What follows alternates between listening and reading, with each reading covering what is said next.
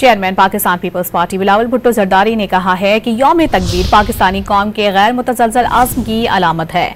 अपनी खुद मुख्तारी, वकार और मुस्तकबिल के तहफ़्फ़ुज़ पर कभी समझौता नहीं करेंगे। यौम तकबीर के मौके पर बिलावल भुट्टो जरदारी ने अपने पैगाम में कहा कि शहीद जुल्फ़िकार अली भुट्टो की दूर अंदेशी और बेमिसाल जुरत ने पाकिस्तान को एटमी ताकत बनाने का ख्वाब देखा। शहीद बेनज़ीर भुट्टो ने दानाई और बसीरत के साथ जौहरी प्रोग्राम को महफूज रखा और पेशरफ्त यकीनी बनाई। एटमी क़ुव्वत आने वाली नस्लों के लिए एक मजबूत ढाल है। चेयरमैन पाकिस्तान पीपल्स पार्टी बिलावल भुट्टो जरदारी ने कहा है कि यौम तकबीर पाकिस्तानी कौम के गैर मुतज़लज़ल आज़्म की अलामत है।